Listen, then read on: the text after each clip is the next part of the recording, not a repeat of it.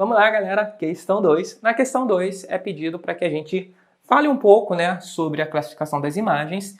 E tem A, B, C, D e E. Na letra A, a gente vai falar de modo geral. Na letra B, na letra C e tudo mais, a gente vai especificar um pouco mais o assunto. Bem, começando pela letra A, classificação das imagens. Nós classificamos a imagem de 3 maneiras: tipo, tamanho e orientação, tá bom? O tipo, ela está relacionada ao tipo real ou virtual. O que nós chamamos de tipo virtual, no caso do espelho, são aquelas imagens que a gente fica com a sensação de que está atrás do espelho, que é o exemplo mais clássico, o próprio espelho plano. Quando a gente entra na frente do espelho plano, é como se eu estou aqui, tenho o espelho e aquela imagem que eu estou vendo no espelho está atrás. Essa é a imagem virtual. A imagem real, que é gerada por um espelho bem específico, que é o espelho côncavo, é diferente. É como se eu estivesse aqui, o espelho côncavo está aqui, mas eu consigo ver a imagem que ele gera é algo aqui na minha frente, como se eu estivesse vendo um holograma, ok? Isso vai ser uma imagem real. Bem, com relação ao tamanho, pode ser maior, menor ou igual. Quando a gente vai estar passando em frente a um carro, e aí a gente olha ali para o para-brisa ou para a janela do carro e o vidro, que reflete um pouquinho, a gente vê a nossa imagem. Em geral, a gente não vê a nossa imagem da mesma maneira que a gente vê quando olha para o espelho plano. Por quê? Porque aquele vidro ele é meio torto. E a imagem que ele gera acaba deformando, ok, a imagem em si. Então, o que acontece é que ele pode deformar de maneira a aparentar que a imagem, assim, o que eu vejo de mim é uma imagem maior, ou uma imagem menor, ou uma imagem igual. Por exemplo, quando a gente está em algumas lojas, andando em algumas lojas, às vezes você localiza, principalmente em loja de roupa, loja de brinquedo e tal, uns espelhos que eles são meio curvados, e aí você olha para aquele espelho e parece que está tudo pequenininho, certo? Aquele espelho é um auxiliar de segurança, porque o segurança pode olhar para aquele espelho e ver se não tem ninguém mexendo em alguma coisa e tudo mais. Naquele espelho, tudo fica menor. Qual é a vantagem? É que ele também consegue pegar uma área maior, né? Ele consegue praticamente, com um espelho, você consegue olhar toda a loja. Por quê? Porque ele coloca a imagem tudo pequenininha e acaba pegando mais coisas. Então, maior, menor ou igual. Isso é com relação ao tamanho. Com relação à orientação, nós temos 2 tipos. Nós temos a direita e nós temos a invertida. Quando eu entro na frente do espelho plano, eu olho minha imagem, você coloca uma seta para cima na frente do espelho plano, a imagem que eu vou ver no espelho vai ser uma seta para cima, ok? Só que tem alguns espelhos que conseguem fazer essa inversão. Quando eu coloco uma seta para cima, quando eu olho para a imagem feita por aquele espelho, a seta vai estar para baixo. Essa é uma característica do espelho côncavo, ok?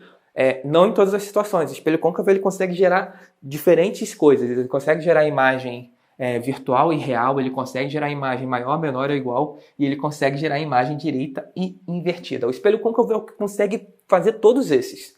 E o espelho plano e o espelho convexo só seguem por exemplo, o espelho plano, a imagem sempre vai ser virtual, sempre vai ser igual e sempre vai ser direita. No espelho convexo, a imagem sempre vai ser virtual, sempre vai ser menor e sempre vai ser direita. Agora, no côncavo, que a coisa pode ser aleatório, ok? Dependendo da situação. Então, tá aí a nossa discussão com relação à classificação. Na letra B, pede para a gente especificar um pouco, comentar um pouco mais sobre o que é uma imagem real e o que é uma imagem virtual. Existem diferentes maneiras de a gente tratar essa discussão. Só que essas discussões ela acaba sendo muito profunda e muito confusa, ok?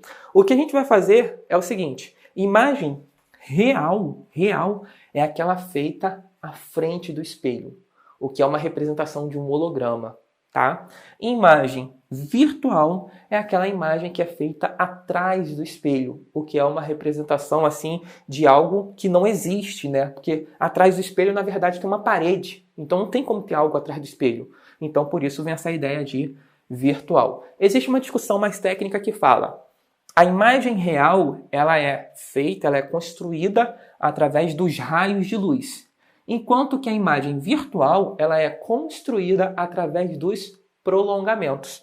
Então, de uma maneira bem rápida aqui, sem muita coisa de detalhe técnico, eu tenho aqui um objeto e eu tenho aqui a imagem desse objeto. Vamos supor que isso aqui é o nosso espelho plano, ok? A imagem desse objeto está aqui, ok? O que acontece é que quando uma pessoa olha para a imagem dessa, digamos que isso aqui seja um espelho, a gente está numa espécie de academia com uma visão de cima, tá bom? E aí tem uma pessoa, ela olha nesse sentido aqui assim, ó, e acaba enxergando essa imagem, que aqui, ó, se a gente pensar, ó, ela está olhando para essa imagem. Mas, na verdade, a luz, ela está vindo desse objeto, a luz ilumina essa pessoa, aí espalha, certo?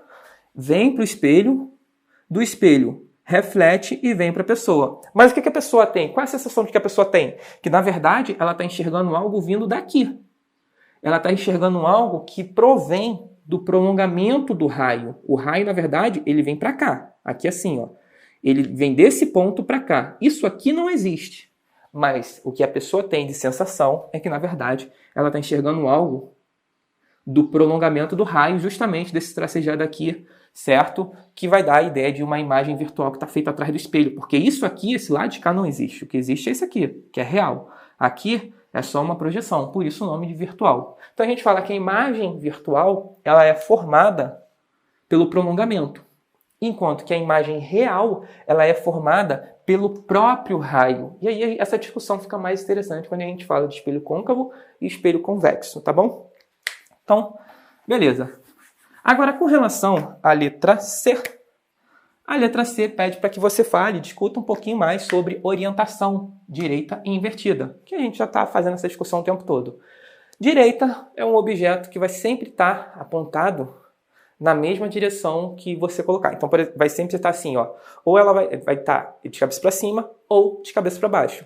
Isso que significa a direita e a invertida, ok?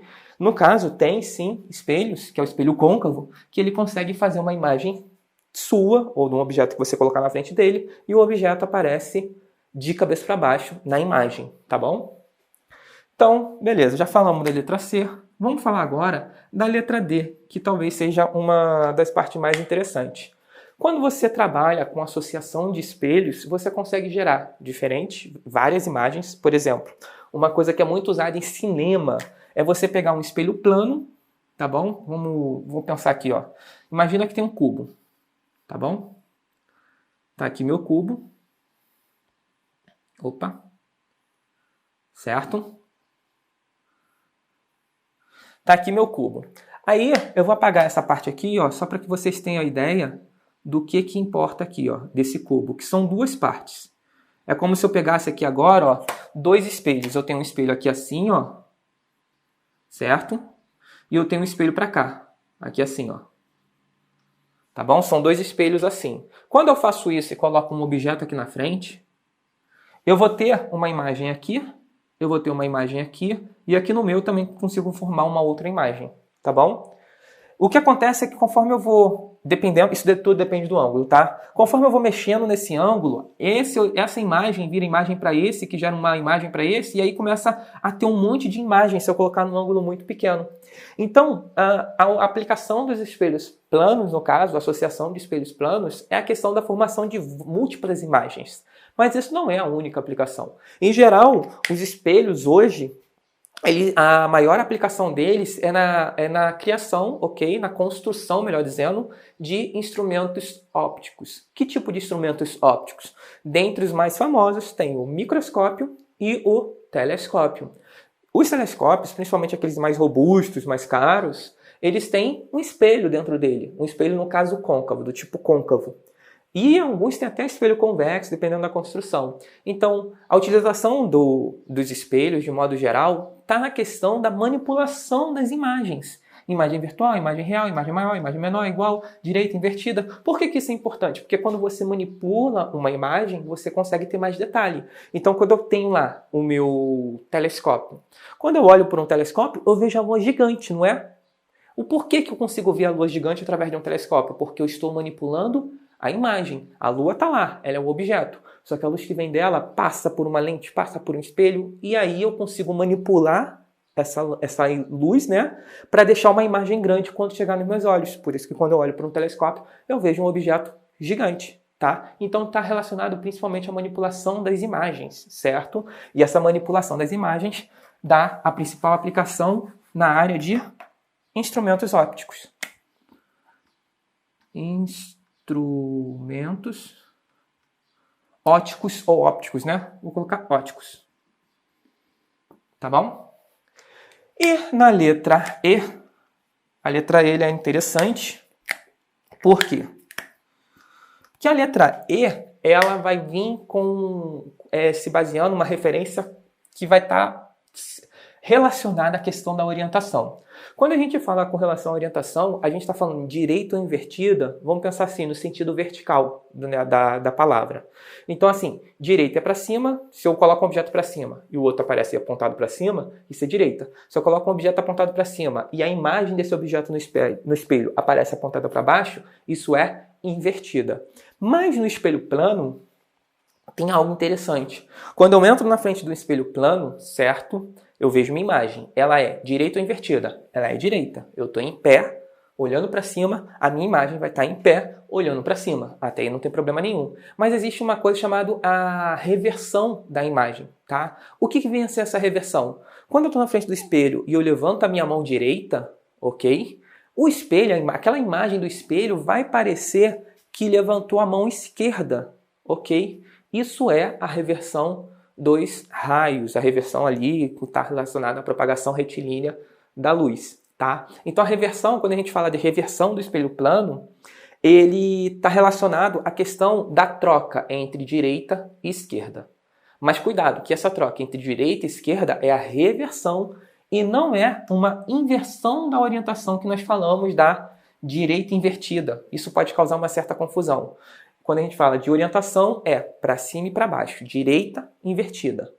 Quando a gente fala da reversão, ok? Aí é com relação à horizontal. Direita e esquerda inverte. A imagem que eu olho parece ser, que é o meu espelho, né? A minha imagem, se eu levanto a mão direita, a minha imagem parece que levanta a mão esquerda, tá bom? Com isso a gente discutiu basicamente todas as questões aqui, incluindo a parte aqui da reversão, que nada mais é do que uma troca entre a direita e a esquerda. Tá bom? A gente se vê no próximo vídeo. Valeu!